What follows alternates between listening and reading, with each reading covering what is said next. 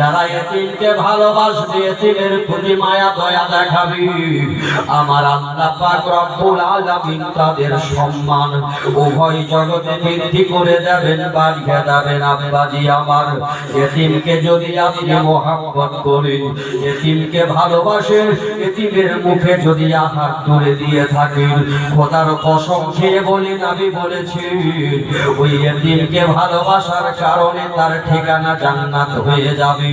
একজন মদখোর ছিল আব্বাজি আমার, সারা জীবন শরাব পান করেছে, মদ্যপান করেছে, কিন্তু এতিমকে ভালোবাসার কারণে আমার আল্লাহ পাক ওই মদখোরের জীবনের সমস্ত গুনাহ মাফ করে জান্নাতি বানিয়ে দিয়েছে। এতিম যুবক এসে রাসূলুল্লাহকে বলছেন, ইয়া রাসূলুল্লাহ, ফেদাকা ইয়া বিউম্মি, আপনার চরণ ধরে আমার মা বাবা কুরবান নবী গো। আমার বাবা নেই, মা নেই, আমি একজন এতিম সন্তান, মাতৃহারা পিতৃহারা সন্তান নবী।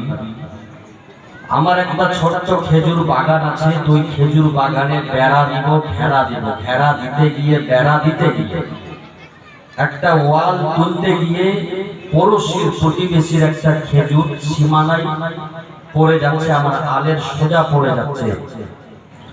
আমি তাকে বললাম যে তুমি এক কাজ করো, এই খেজুর গাছটা না হয় সরিয়ে নাও, আর না হয় বিক্রি করে দাও, কোনো কিছু করো, কারণ আমার দেওয়াল যদি তুমি গাছ না সরাও তাহলে টেরা হয়ে যাবে, দেখা হয়ে যাবে, দেখতে খারাপ লাগবে। কিন্তু ইয়া রাসূলুল্লাহ, ও আপোষ করতে চাইছে না, আমি টাকা দিতে চাইছি, সে নিতে চাইছে না, গাছকে সরাতে চাইছে না। ইয়া রাসূলুল্লাহ, আপনি এর ব্যবস্থা করে দিন। যদি সাধারণ মানুষ বলতো তাহলে ব্যাপারটা অন্যরকম ছিল, কিন্তু এখানে এতিম, বাবা হারা, মা হারা সন্তান বলেছেন নবী, এতিমদের মর্যাদা দেখেন। আল্লাহ পাক রব্বুল আলামিনের নবী বললেন, এইভাবে এতিম বাচ্চাকে,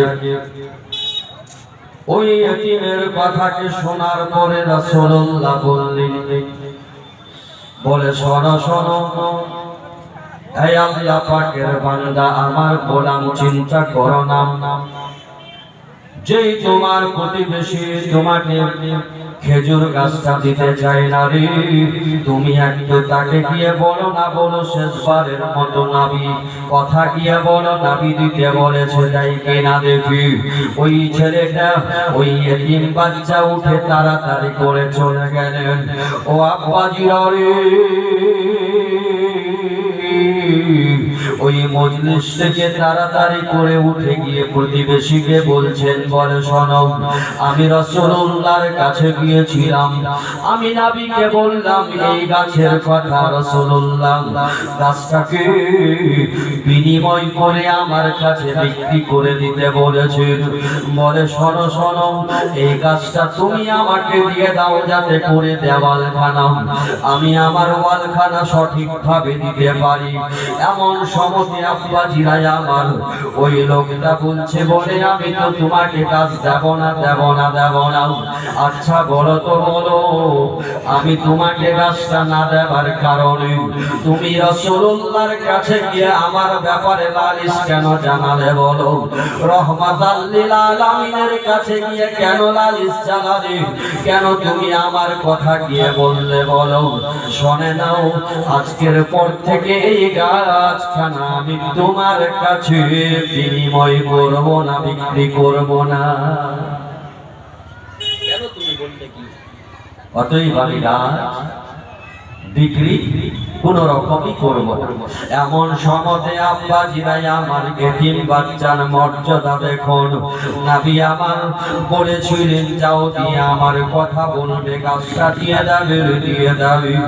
ওই এতিম বাচ্চা যখন আপনার কিনা শুনলো, শোনার পরে চলে এসেছে, এসে নবীকে বলছে, ইয়া রাসূলুল্লাহ, ইয়া হাবিবাল্লাহ, আকাবু গেছিলাম, আপনার কথাও বললাম গো আকা, কিন্তু আপনার কথা বলেও লাভ হলো না, গাছ নাকি আমাকে যাবে না, আমার সঙ্গে বিনিময় করবে না গো নবী। যার জন্য একটা কাজ করুন, লোকটাকে আপনি ডেকে না হয়ে ব্যবস্থা করুন। করে নিন। বিশ্ব নবী ওই লোকটাকে ডাকলেন, দিয়ে ডাকার পরে নবী জিজ্ঞাসা করছেন, বলে বলো বলো ওই গাছটার দরকার আছে, তুমি বিক্রি করবা কিনা বলো। ওই ব্যক্তি বলছে, ইয়া রাসূলুল্লাহ, ইয়া হাবিবাল্লাহ, আকা গো, আমি এই গাছ বিক্রি করব না। গাছ আমি কোনো মতেই বিক্রি করতে পারি না। নবী মুস্তাফা বলছেন, সময় আছে, বিক্রি করে দাও, লাভবান হয়ে যাবে। বলে না, আমি বিক্রি করতেই পারি না ইয়া রাসূলুল্লাহ, আমি বিক্রি করব না। আমার নবী বলছেন, বলে এতিম বলে কথা আছে, কি আছে? এতিম বলে কথা আছে, পিতা হারা পিতৃ হারা মাতৃ হারা সন্তান আছে। যারা এতিমকে ভালোবাসবে, এতিমের প্রতি মায়া দয়া দেখাবে, আমার আল্লাহ পাক রব্বুল আলামিন তাদের সম্মান উভয় জগতে বৃদ্ধি করে দেবেন, বাড়িয়ে দেবেন। আব্বাজি আমার, এতিমকে যদি আপনি মহব্বত করেন, এতিমকে ভালোবাসেন, এতিমের মুখে যদি আহার তুলে দিয়ে থাকেন, খোদার কসম খেয়ে বলি, নবী বলেছেন, ওই এতিমকে ভালোবাসার কারণে তার ঠিকানা জান্নাত হয়ে যাবে। একজন মদখোর ছিল আব্বাজি আমার, সারা জীবন শরাব পান করেছে, মদ্যপান করেছে, কিন্তু এতিমকে ভালোবাসার কারণে আমার আল্লাহ পাক ওই মদখোরের জীবনের সমস্ত গুনাহ মাফ করে জান্নাতি বানিয়ে দিয়েছে। যার জন্য এতিমকে ভালোবাসা লাগবে, এতিমের প্রতি মায়া লাগবে। আমার নবী বলছেন, বলে এতিম আছে, দিয়ে দাও, দিয়ে দাও, উপরন্ত তোমাকে টাকা দেবে। এই গাছটার যেটা মূল্য, ন্যায্য মূল্য তুমি পেয়ে নেবে, এ তো ওই এতিমের তরফ থেকে পাবে রে। কিন্তু আমি রাসূলুল্লাহ, যদি তুমি গাছটা ওই এতিমকে দিয়ে দাও, আমি রাসূল তোমার নামে জান্নাতের একটা ঘর রেজিস্ট্রি করে দেব। এত আস্তে করে সুবহানাল্লাহ, এত আস্তে সুবহানাল্লাহ বললি, নবী জান্নাতের মালিক নবী তো বললেন জান্নাত দিয়ে দাও। ও আব্বাজিরা রে, যার জন্য তো কবি বলেছেন, তুমি মানলে মানো, না মানলে মন মানো না। আশিকের ওই আসল জান্নাত সোনার মদিনা। তুমি মানলে মানো, না মানলে মন মানো না। আশিকের ওই আসল জান্নাত সোনার মদিনা। আশিকের ওই আসল জান্নাত সোনার মদিনা। আশিক হৃদয়ে যত ইশকের জ্বালা, দূর করিতে পারে ওই মদিনাওয়ালা। নবীর যে ইশকের জ্বালা অন্তরে, এটা পৃথিবীর কেউ দূর করতে পারবে না, একমাত্র রাসূলুল্লাহ ছাড়া। যার জন্য কি সুন্দর ভাষায় বলছেন, আরে নবী মুস্তাফার গোলামদের ব্যাপারে বলেছেন, আশিক হৃদয়ে যত ইশকের জ্বালা, দূর করিতে পারে ওই মদিনাওয়ালা। দূর করিতে পারি ওই মদিনাওয়ালা। মদিনা মদিনা করে হয়ে যায় ফানা, আশিকের ওই আসল জান্নাত সোনার মদিনা। তুমি মানলে মানো, না মানলে মন মানো না। আশিকের ওই আসল জান্নাত সোনার মদিনা। আশিকের ওই আসল জান্নাত সোনার মদিনা নবীর যারা প্রেমিক হবে দেখলে বোঝা যায় নবীর ভালোবাসায় তারা নবী নবী কয় নবীর ভালোবাসায় তারা নবী নবী কয় মদিনা মদিনা করে হয়ে যায় ফানা আশিকের ওই আসল জান্নাত সোনার মদিনা আশিকের ওই আসল জান্নাত সোনার মদিনা সুবহানাল্লাহ সুবহানাল্লাহ। ওই এতিমের কথা যখন বললেন এতিমকে তুমি দিয়ে দাও গাছটা তুমি বিনিময় পাবে প্রাপ্য পাবে টাকা পাবে কিন্তু আমি রাসূলের পক্ষ থেকে তোমার নামে একটা জান্নাতের ঘর রেজিস্ট্রি করে দেব বলি সুবহানাল্লাহ।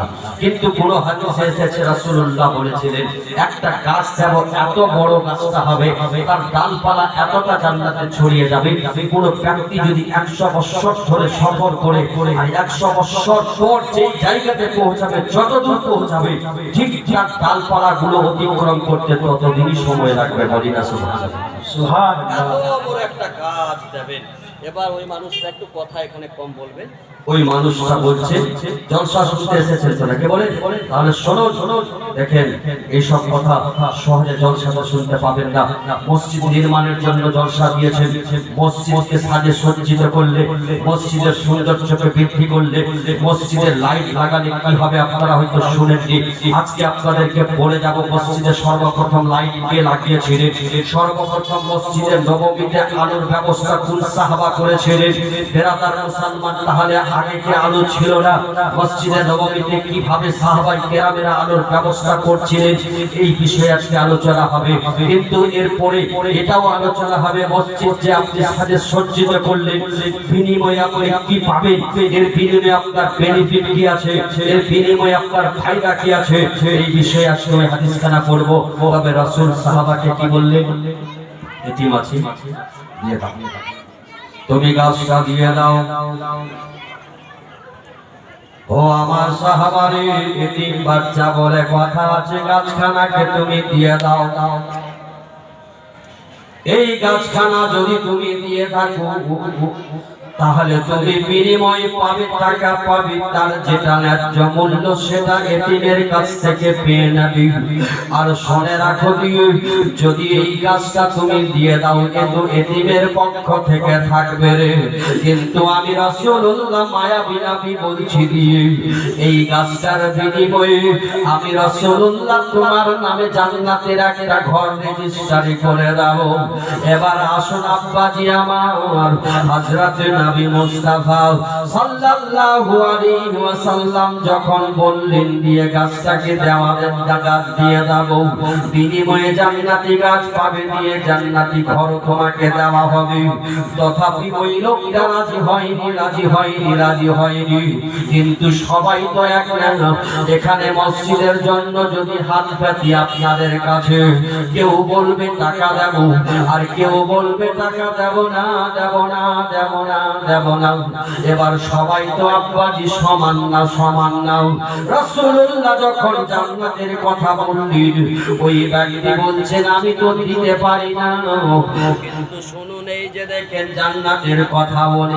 জান্নাতের কথা বললাম তাই বলে একজন বাপজি আমার জান্নাতের নামখানা শুনে রাসূলুল্লাহর মুহাব্বতে আল্লাহর ঘরকে ভালোবেসে 500 টাকা করে গেছে দান কবুল করে নিয়ে 500 ভাগ মিটায় মনের আরমান আল্লাহ গো এই গ্রামে রহমতের বৃষ্টি বর্ষণ করায় বরকতে ভরে দিও আল্লাহ যারা অভাবী তাদের অভাব অনটনকে দূর করে দিও মসজিদকে ভালোবেসে এইভাবে তোমার খোদা গো তোমার ভয় অন্তঃকরণে রেখে তোমার নবীর ভালোবাসা রেখে বসেছে গো আল্লাহ এই সমস্ত ব্যক্তিবর্গদের তুমি জীবনের গুনাহগুলিকে মাগফিরাত করে জান্নাতি বানায়া দিও। সুবহানাল্লাহ। আমিন বলা যাবে না? আরে সকলে পড়ি না আমিন। এবার চলুন নবীর সাহাবা কি বলছেন একটু আগে বাড়ি জান্নাতের কথা শুনলেন। ওই ব্যক্তি বলছেন আমি জান্নাতের লোভে গাছটাকে বিক্রি করব না। কিন্তু অনেক সাহাবা সেখানে ছিলেন। ওই সমস্ত সাহাবাদের মধ্যে কোলাহল সৃষ্টি হয়ে গেল, গাছটা যদি আমি কিনে দিতে পারি জান্নাত আমারও হয়ে যাবে। এই গাছটা যদি এতিমকে কিনে দিতে পারি জান্নাতে আমার একটা ঘর হবে। নবী আমার নামে জান্নাতের ঘর রেজিস্ট্রি করে দেবেন। যার জন্য বিশ্ব নবী হাবিবুল্লাহর কথার পরিপ্রেক্ষিতে এমন একজন ব্যক্তি সেখানে ছিল যিনার নাম ছিল আবু দাহদা। আবু দাহদা রাদিয়াল্লাহু তাআলা আনহু উঠলেন, দাঁড়িয়ে গেলেন, সম্মানার্থে নবীর দাঁড়িয়ে বলছেন ইয়া রাসূলুল্লাহ ইয়া হাবিব নবী গো। সাহাবা বলছেন ইয়া রাসূলুল্লাহ আপনি বললেন ওই এতিমের যদি গাছটাকে কিনে এতিমকে দিয়ে দিতে পারি তাহলে আপনি বিনিময়ে আমাদেরকেও কি তার মতো জান্নাতে ঘর দেবেন? নবী বলছেন 100% গ্যারান্টি। হে আবু দাহদা যদি তুমি ওই গাছটাকে ক্রয় করে দিতে পারো, ওই গাছটাকে কিনে দিতে পারো, ওই গাছটাকে যদি তুমি তার কাছ থেকে নিয়ে দিতে পারো, বিনিময় করে আমি রাসূল তোমার নামেও জান্নাতের একটা ঘর রেজিস্ট্রি করে দেব। বলি না সুবহানাল্লাহ। আব্বা জি আমার শুনুন হযরত আবু দাহদা কি বলছেন। হযরত আবু দাহদা দাঁড়ালেন, দাঁড়িয়ে এবার চলে গেলেন ওই ব্যক্তির বাড়িতে। ওখান থেকে মজলিস থেকে উঠে গিয়ে বলছেন এই শোনো রাসূলুল্লাহ তোমাকে বলেছিল গাছটা বিক্রি করতে, তুমি রাসূলুল্লাহর কথা শোনো নাই। ওই তিন বাচ্চা তোমার কাছে তার চেয়েছিল এই গাছটাকে, তুমি এতিম বাচ্চাকে দাওনি। মাতৃহারা পিতৃহারা সন্তানকে তুমি গাছটা দাওনি। আচ্ছা এখন আমি এসেছি, তুমি কি আমাকে চিনতে পারছো? আবু দাহদাকে দেখে বলছেন কি আপনাকে চেনে না? বলুন সারা মদিনাবাসী আপনাকে চেনে। আপনার একটা সুনাম আছে, আপনার একটা নাম আছে, আপনার একটা গুণ আছে, আপনাকে সবাই চেনে। হযরত আবু দাহদা রাদিয়াল্লাহু তাআলা আনহু বলছেন যদি তাই হয়ে থাকে তোমার কাছে একটা আশা নিয়ে এসেছি। বলে কি আশা? বলে গাছটা তুমি দিয়ে দাও আমাকে, আমি কিনতে এসেছি, আর বিনিময়ে মদিনার সরজমিনে আমার 600 গাছের একটা বাগান আছে খেজুর, ওই খেজুর বাগানটা তুমি দিয়ে দাও। কি বললেন? বলেন 600 গাছ আছে আমার বাগানে, আর ওই বাগানটা তুমি একটা গাছের বিনিময়ে রেখে দাও, আর আমাকে শুধু ওই একটা গাছ দিয়ে দাও। আচ্ছা বলেন আপনার মতো মানুষ থাকলে দিত? আমার মতো মানুষ থাকলে দিত? জি কখনো না। একটা গাছের বিনিময়ে আমি 600 খেজুর গাছকে দিয়ে দেব, আমার সারা মেহনতের যেটা ফল সেই ফলটাকে দিয়ে দেব, সেটা কেউই দিতে চাইবে না বেরাদার মুসলমান। হযরত আবু দাহদা জান্নাতের লোভে নবী মুস্তাফার কথার পরিপ্রেক্ষিতে বলেছিলেন ইয়া রাসূলুল্লাহ ইয়া হাবিবাল্লাহ জান্নাত তো আপনার কাছ থেকে আমি নেবই, ওই গাছটাকে যে কোনো কর্মে হোক আমি কিনে নিয়ে আসছি আপনার কাছে। হযরত আবু দাহদা বলেছিলেন বলে আয় শোনো 600 গাছ তুমি দেখেছো তো, আমার বাগান তুমি জানো? বলছে কে না জানে আপনার বাগান সম্পর্কে? ওই গাছের মালিক বলেছিল, বলছে হে আবু দাহদা তোমার গাছের চর্চা, তোমার বাগানের চর্চা পুরো এরিয়াতে আছে, পুরো মদিনাতে আছে, প্রত্যেক মানুষই জানে দিয়ে হযরত আবু দাহদার বাগানে 600 খেজুর গাছ আছে এবং উত্তম খেজুর সেখান থেকে পাওয়া যায়। তোমার গাছের খেজুর সমস্ত মানুষেরা খেতে আগ্রহী হয়ে থাকে, অতএব সেই গাছের সম্পর্কে সেই বাগান সম্পর্কে সবার জানা আছে। এই আবু দাহদা বলো তুমি কি বলতে চাও? তুমি যেই কথা বলতে চাইছো সেটা কি বাস্তব যে তুমি আমাকে একটা গাছের বিনিময়ে তোমার সমস্ত বাগানটা দিয়ে দেবে? তবে একটা কথা বলে রাখি 600 গাছ তো আছেই দিয়ে তোমার বাগানের চত্বরে, তোমার বাগানের ভিতরে একটা আলিশান বাংলো আছে, ঘর আছে দিয়ে, আর দ্বিতীয়ত সেখানে অনেক রকমের জিনিস আছে, একটা কূপ আছে সেখান থেকে মিষ্টি পানি পাওয়া যায়। এই আবু দাহদা বলো সেগুলো তুমি কি করবে? বলছে এক কথায় তোমাকে সমস্ত বাগানটা দিয়েছে, তার মানে কূপ আমি দাহদার থাকবে না, বাংলো আমি দাহদার থাকবে না, গাছ আমি দাহদার থাকবে না, এক কথায় যাহা কিছু আছে তার ভিতরে সমস্ত কিছু এই একটা গাছের বিনিময়ে তোমাকে দিয়ে দিলাম। সুবহানাল্লাহ। এবার বলেন আব্বাজি গাছটা এবার কিনলেন, রাজি তো কে হবে না বলে? আরে একটা গাছের বিনিময়ে 600 গাছ পেল। কিন্তু শুনুন আগে কি হচ্ছে। গাছটাকে কিনে নিয়ে চলে আসছেন হযরত আবু দাহদা নবী মুস্তাফার কাছে প্রবেশ করলেন। আসার পরে বলছেন, আবু দাহদা, নবী জিজ্ঞাসা করছেন, তুমি কি মানে কি, তোমাকে কি গাছটা দিয়েছে? তুমি কি কিনতে পেরেছো? তুমি কি ক্রয় করতে পেরেছো? বলছে, ইয়া রাসূলুল্লাহ, 101টা গাছের বিনিময়ে 600 গাছকে আমি দিয়ে দিয়েছি। আমার জীবনের সমস্ত স্বপ্ন আমি দিয়ে দিয়েছি ইয়া রাসূলুল্লাহ। আমি আমার সমস্ত আপনার কিনা প্রপার্টি, এক কথায় বাগানটাই ছিল আমার বাঁচার সাহারা, সেটাকে জান্নাতের লোভে, জান্নাতের কারণে আমি ওই একটা গাছের বিনিময়ে তার কাছে দিয়ে এসেছি। বলি না সুবহানাল্লাহ। এবার আগে দেখো নবী কি বলছেন, হে আবু দাহদা, তুমি যে 600 গাছ দিয়েছো, একটা গাছের বিনিময়ে আমি দেখতে পাচ্ছি, কে বলছেন? নবী বলছেন, আমি দেখতে পাচ্ছি জান্নাতে তোমার নামে আল্লাহ পাক 600 কি রেখেছে না, তো 600 জান্নাতি খেজুর গাছ রেখে দিয়েছেন। বলি না সুবহানাল্লাহ। কত? 600 গাছকে রাখা হয়েছে। আব্বাজি আবার চলো